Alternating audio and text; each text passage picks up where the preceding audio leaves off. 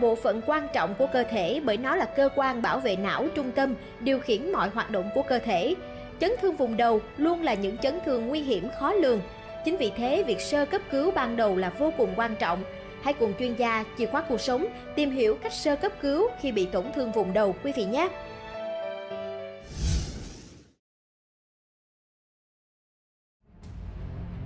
Trong cuộc sống hàng ngày, chấn thương đầu nói chung bao gồm nhiều hiện tượng như đập đầu xuống đất, bị va đầu vào vật cứng, gây đau đầu, thậm chí gây choáng váng, ngất xỉu, tạo vết thương hở bên ngoài vùng đầu.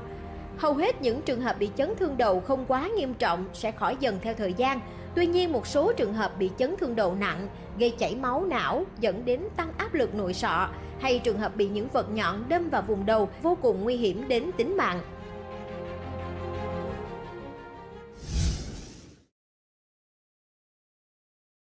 Vết thương tại vùng đầu trở nên phức tạp và nghiêm trọng bởi vì nó có khả năng gây chảy máu vào trong não. Trong trường hợp này, có thể nạn nhân bị té ngã hoặc té từ xe máy, đập đầu xuống đất và đầu anh ta đang chảy máu. Nạn nhân có thể bị nứt sọ, có thể bị chảy máu vào não. Việc chúng ta cần làm là cần cầm máu đang chảy ra ngoài.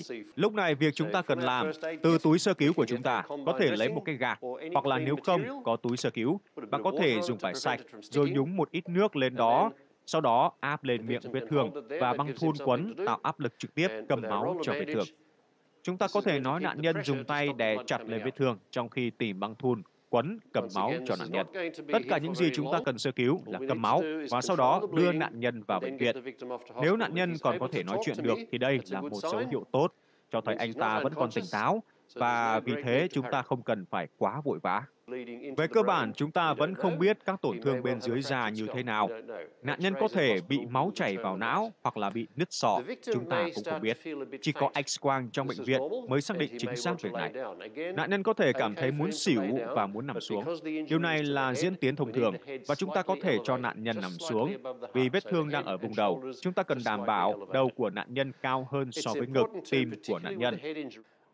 Trong trường hợp này, chúng ta cần phải tìm cách đưa nạn nhân vào bệnh viện gấp rút sau khi sơ cấp cứu.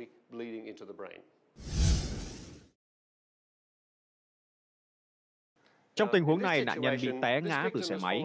Tôi quan sát nhưng mà không thấy tổn thương nào ở vùng đầu, có thể nhìn thấy rõ bằng mắt thường. Tôi không nhìn thấy máu chảy và nạn nhân có thể trò chuyện với tôi.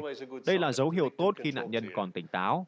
Nếu mạch quá nhanh thì có khả năng là nạn nhân bị chảy máu trong nhiều hoặc bị tổn thương nặng bên trong não mà bên ngoài không nhìn thấy.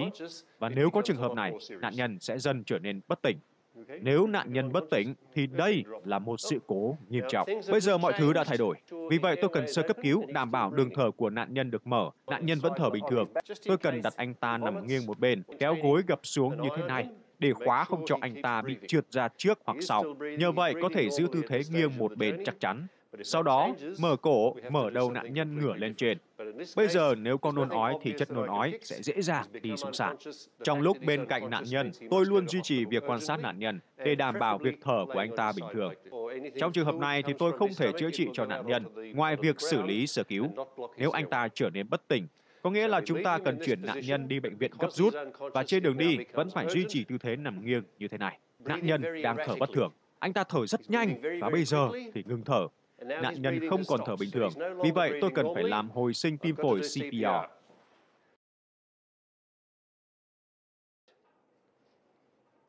Đây là việc duy nhất có thể để giúp máu nạn nhân bơm lên tới não và các tạng chính yếu, giúp cho nạn nhân giữ sự sống.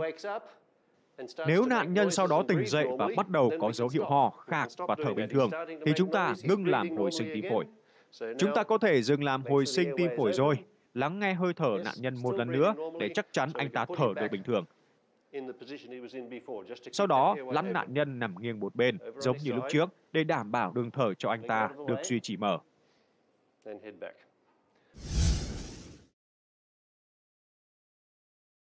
Nạn nhân bị một vật đâm vào đầu, thì chúng ta cũng không được rút vật đâm xuyên ra khỏi cơ thể nạn nhân.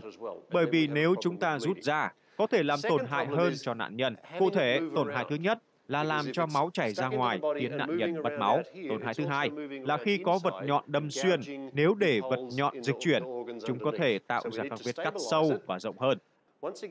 Vì vậy, chúng ta cần phải cố định vật nhọn và đưa nạn nhân vào bệnh viện để bác sĩ xử lý, rút vật nhọn tại bệnh viện. Vì vậy, chúng ta sẽ làm một băng thun hình tròn, bánh Dunnock, hoặc là hình tròn phù hợp với độ lớn, kích thước của vật đâm xuyên để giữ cho nó cố định tại phần cơ thể đó. Thông thường, không có máu chảy nhiều tại nơi bị vật nhọn đâm xuyên, vì vật làm chức năng chắn giữ không cho máu thoát ra ngoài.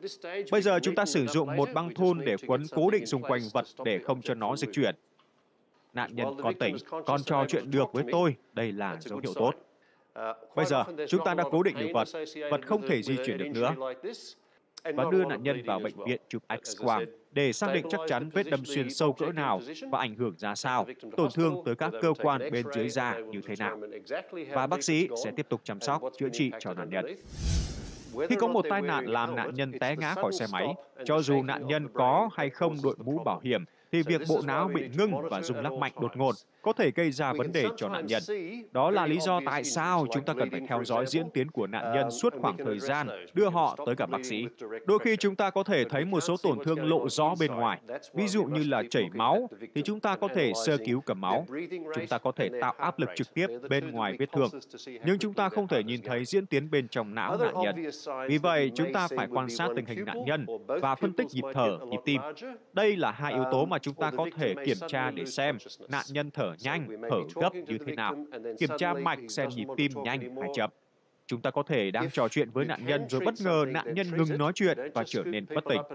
Đây là những diễn tiến tiềm ẩn nghiêm trọng, bởi vì nó cho thấy có thể có nhiều tổn thương nặng hơn những gì mà chúng ta có thể thấy bằng mắt thường. Khi có dấu hiệu này, cần gấp rút đưa nạn nhân tới bệnh viện, trong khi sơ cứu những gì bạn có thể xử lý. Không được ôm, bế nạn nhân lên và chở bằng xe máy tới bệnh viện. Chúng ta cần phải thận trọng để không làm tổn thương của nạn nhân xấu hơn. Với những thao tác đơn giản từ chuyên gia Tony Coffey đã ít nhiều giúp khán giả biết cách về sơ cứu khi gặp những trường hợp tương tự trong cuộc sống. Tuần sau, chúng ta sẽ tiếp tục tìm hiểu những kỹ năng quan trọng để xử lý khi gặp phải nạn nhân bị tổn thương vùng mắt,